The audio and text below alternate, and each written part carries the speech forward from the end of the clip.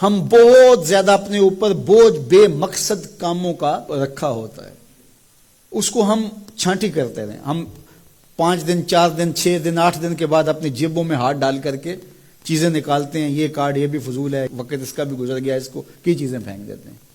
گھروں کے اندر کئی چیزیں سنبھال کے رکھتے رہتے ہیں، لیکن 6 ماہ بعد 4 ماہ بعد صفائی کرتے ہیں تو ہلکا پھلکا کرتے ہیں. ہم اس طرح اپنے کاموں پہ بھی غور کریں کہ ہماری کون سی مصروفیات ہیں جو ہمیں تھکا رہی ہیں، لیکن اس کا ہماری زندگی سے، ہماری آخرت سے، ہمارے اخلاقیات سے، ہمارے کردار سے، اللہ کی مخلوق سے کوئی تعلق نہیں.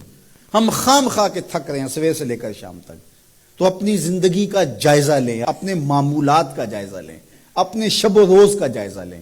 جو ضروری کام ہیں ان کو ترجیحاً آگے لے کر آئیں، جو کم ضروری ہیں ان کو پھر بعد میں لے کر آئیں، اور جو غیر ضروری ہیں ان کاموں سے اپنے آپ کو بچا لیں. آپ کا وقت بچے گا. سب سے قیمتی شے آپ کا وقت ہے، اور وقت بچانا سیکھنا ہو تو میرے حضور کی سیرت سے سیکھیں. مجھے بتائیے 302 کا ایک مقدمہ پڑ جائے، صرف 302 کا ایک مقدمہ جھوٹا ہی ہو، آدھی زندگی کھا جاتا کہ نہیں؟ یہ سارے متفق ہیں نا اس پہ. میرے حضور نے 27 جنگیں لڑی ہیں. یہاں 302 کا جھوٹا مقدمہ آدھی زندگی کھا جاتا ہے، لیکن کتنا منظم وقت تھا. میرے حضور نے 27 جنگیں لڑی ہیں، لیکن اس دوران میرے حضور کی نمازیں قضا تو نہیں ہوئی. اس دوران ازواج کے جو حقوق تھے ان میں کوتاہی تو نہیں ہوئی. ان اوقات کے اندر جو صحابہ کو تربیت کا نظم تھا حضور نے رکھا، وہ متاثر تو نہیں ہوا. آنے والے وفود سے ملاقات موقوف تو نہیں ہوئی.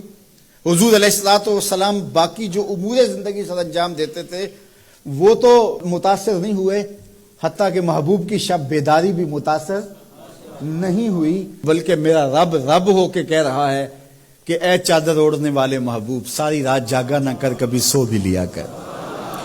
ساری رات جاگا نہ کر کبھی سو بھی لیا کر. تو یہ حضور کی زندگی ہے. کوئی سیکھے زندگی گزارنا، حضور علیہ السلام سے سیکھے. وقت کے حوالے سے میں کہتا ہوں شعبے کے ماہرین حضور کی صرف ایک حدیث کو دیکھ لیں، کائنات میں شعبے میں اس سے بہتر آپ کو کوئی رہنمائی نہیں ملے گی جو میرے حضور نے دی. من حسن اسلام المرء ترکہ ما لا یعنی ہے. کسی شخص کے اسلام کا جمال اور حسن یہ ہے کہ وہ ہر بے مقصد کام کو چھوڑ دے.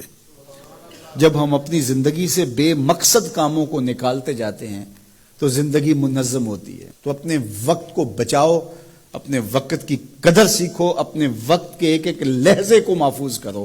سب سے قیمتی سرمایہ جو راس المال ہے آپ کا، وہ آپ کا وقت ہے. اور جس نے وقت برباد کر دیا، یوں ہی بیٹھے بیٹھے وقت گزار دیا، بے مقصد وقت بسر ہو گیا، تو اس نے اپنا سخت نقصان کیا. تو میرے حضور علیہ السلام کی زندگی بہترین نمونہ ہے. اس کو اسوہ کاملہ نہیں کہا گیا، اگرچہ اسوہ کاملہ بھی ہے، لیکن کہا اسوہ حسنہ. خوبصورت زندگی ہے میرے حضور کی، بہترین نمونہ ہے، خوبصورت نمونہ ہے، حسین نمونہ ہے. یہ زندگی حضور کی زندگی کے مطابق اگر ڈھالنا شروع کر دو گے تو زندگی گزارنے کا نشہ آنا شروع ہو جائے.